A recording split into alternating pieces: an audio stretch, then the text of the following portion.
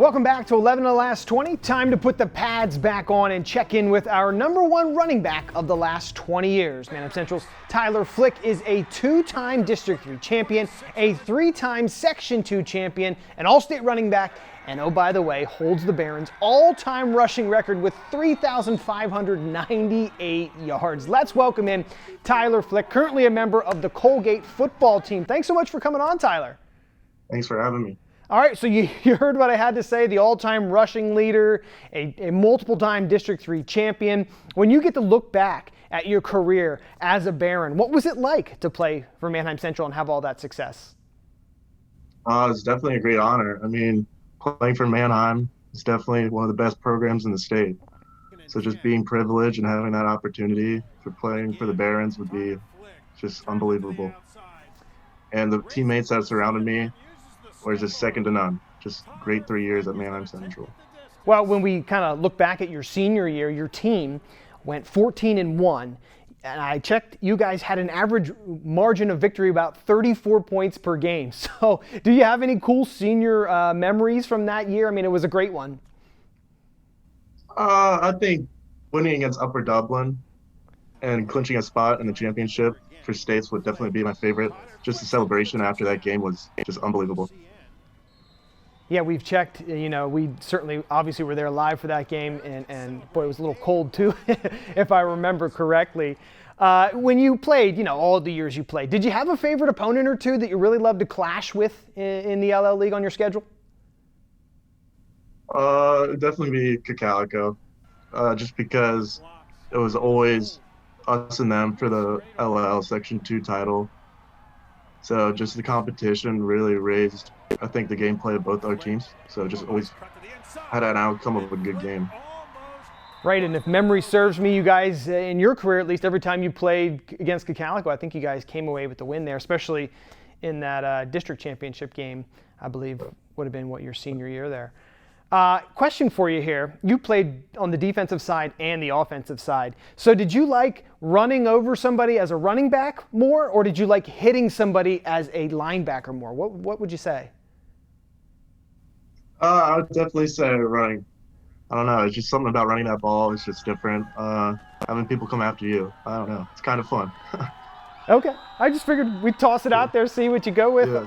Obviously, in college now, you are playing defense for Colgate. So thanks so much for coming on. Good luck with your college season. Really appreciate you coming on for some conversation. Well, thank you. Thanks again for having me on.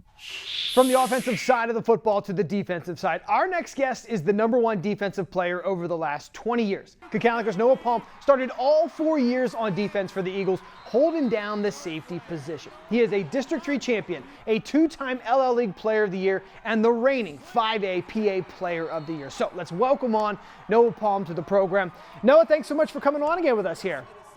Thanks for having me. Sure. Now, hey, we always kind of talk, and you've kind of said to me that you prefer defense over offense. Can you explain that to our viewers at home? Why is it such a passion of yours? Well, I always love coming downhill for defense and hitting people. I mean, that's one of my main things, and it's also fun covering people to go one-on-one. I know it's like a pretty good challenge for me, and it's just fun to go against such great people. Okay, so we've got our defensive mindset on. Who was one of the teams you liked playing against? What was our favorite team, from the defensive side that you liked playing against? That would be definitely Solanco. I always have a lot of fun playing them. Okay, I was not expecting that. Let's try a little easier one here then. Hardest quarterback for you, defensively, the Eagles to game plan against and to go against, best battles. What was the quarterback that you always, had a tough time with? I know going to Central again here, Cody Kagaris, he kind of did a little bit of it all. He had great speed, and he knew their offense really well. He also could throw the ball a lot, so, I mean, that was just super hard to defend. All right, so bringing that Manheim Central rivalry back in there, it's good to hear. Your senior year, one of the moments that'll stand out the most for us here on Blue Ridge TV was Week 10 against Lampeter Strasburg, Calico, and you were just back there and you pick one off against LS. And I want to walk through that because it's such a fantastic play where you return it for a touchdown. As you're getting ready to intercept that, was there something that you noticed that kind of pushed you in that direction, or was it just a happy accident that you happened to be there and it fell into your arms? I mean, we're always taught that you got to be the last man of defense, so you can't let anyone beat you. So I kind of was shifting that way because there's like 2 or 3 receivers maybe, and they kind of started going pretty deep on us. So, and the quarterback was looking that way. So I just kind of stayed behind him, and then the rest, I just kind of followed the blockers, kind of made my way through, and yeah. Well, yeah, I mean, after you intercepted it, you kind of made your way down the field. You had some spin moves and you even broke some tackles. What was going through your head as that was happening? Because, I mean, there was a lot of guys you had to get through just to get to the end zone there. Yeah, a lot of bob and weaving. I mean, just trying to find your way there. And, I mean, it was, I don't know, it's kind of hard to, it's just like fun for me, I know. It's just like kind of all our drills that we work through. I mean, getting in between, getting like everything to go just like your way. I mean, pick your way, you got to go. And yeah. Okay, real quick before we let you go, favorite memory as a Calico football player? That's tough. I mean, winning districts that was really cool. I don't know. I had a lot of good things in my career, so I don't know which one to pick. Sometimes it's hard, buddy. All right, well, that pick 6 is one of our favorites here at Blue Ridge 11. Can't thank you enough for coming on here and chatting with us, and good luck at New Hampshire when you're able to get back up there and play. Thank you. We've got to take another break, but coming up in our final segment of the show, we visit with a former Olympic athlete and a PIAA state champion. We'll be right back on 11 The Last 20. Welcome back to 11 The Last 20. We've made it to our top 11 countdown that features some Olympic athletes, and that would be field hockey. Our number 1 athlete from the show is Warwick's Alyssa Manley. Now, Manley's accomplishments in high school earned her a spot in Warwick's Athletic Hall of Fame, but it was her play at Syracuse University that earned her a spot on the U.S. national field hockey team, which ultimately led to significant playing time at the 2016 Summer Olympics. So, let's welcome in Alyssa now as she's stopping by the program. Thank you so much for giving us some time today, Alyssa. How are you? Of course, I'm happy to be here. Good. How are you? We're good. We just want to check in with you. Obviously, the number 1 player on our field hockey list that we did here. One of the things that I mentioned was that trip to the Olympics for you. Had to be kind of a career moment for you. What was it like to be at the Olympics and play in those Summer Olympics?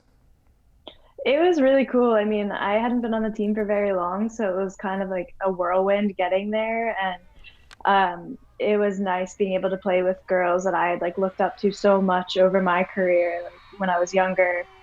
And then actually getting to the Olympics was just, it was like nothing I had ever experienced before. Just the magnitude of the competition and all the different countries and sporting events that were there. It was amazing. It really brings together the best in the world of every sport. It's really cool. All right. So now let's rewind a little bit back to your high school days, and you played for a legendary coach in Bob Durr. What was that like playing for him over the 3 or 4 years that you were there? And also, you know, you guys had a lot of success. So how did that kind of the whole thing go playing for Bob Durr? It was amazing. I mean, I started doing his summer camps when I was probably like 5 or 6. So he's just really instilled the love of field hockey in me, like from an early age. So getting to play for him in high school was just incredible. He taught me like all the basics, like really showed me what it meant to like work hard and appreciate what you were doing.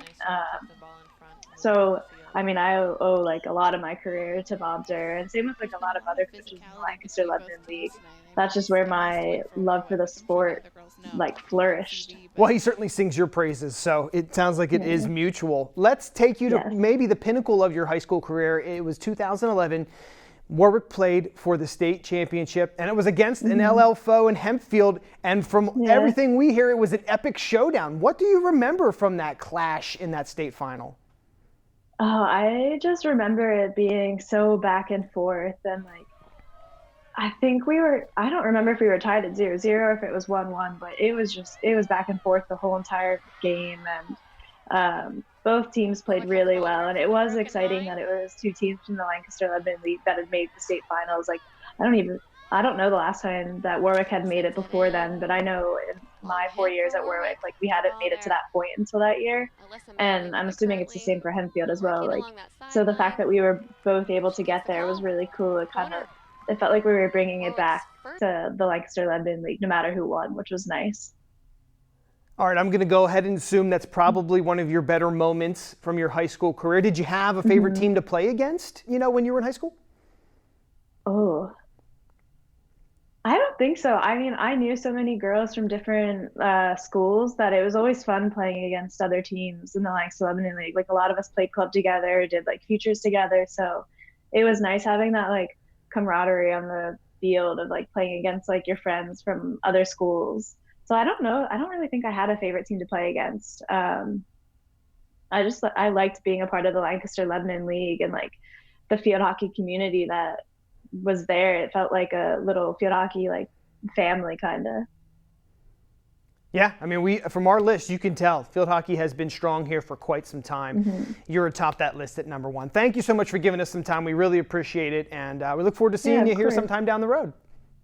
Yeah, I can't wait. From Olympic athlete to state champion, our final guest this episode dominated on the wrestling mats and earned our number 1 spot over the last 20 years. He's Manheim Central's Jordan Ank, and he owns a PIAA gold and silver medal from his days as a Baron. So let's welcome on Jordan Ank to the program. Jordan, thanks for coming on and sharing a little bit of time with us. Thank you. All right, so let's jump back to your senior year because it's fascinating. I saw that you were 42-1. You've got a gold medal to your record there in the state of Pennsylvania, which is saying something. Can you talk to us about like the zone that you were in that senior year? Did you feel unbeatable? I wouldn't say unbeatable because I had that mentality, but obviously I was not unbeatable due to taking second the year before. That gave me probably the most motivation that I could probably ever request for at that time. So since leaving the Giant Center in 2007, that was definitely what I wanted to come back to do. And that my loss my junior year was definitely the motivation kicker to get me to my goal for sure. Okay, so you go into that senior year then. At what point did you say to yourself, man, I think I could win this state gold? When did that kind of hit you? The night that I lost in 2007, I knew I should have had it that year, and ever since then I kind of told myself every single off-season practice that I went to, almost every day I trained since I left that Giant Center in second place, and I don't know, it's just I should have had it my junior year, so I kind of had to do it my senior year, and nothing was going to stop me. All right, so here's an interesting question. Do those medals hang in your home wherever you live somewhere? Where are they? I have a little showcase room kind of that I have all my awards that I've ever gotten from third grade all the way up till my freshman year in college. Okay, so, you're talking about awards, accolades here. Up until this current year, 2020, you were Manheim Central's all-time winningest wrestler. What kind of pride did you take in that, for holding that for a little bit here?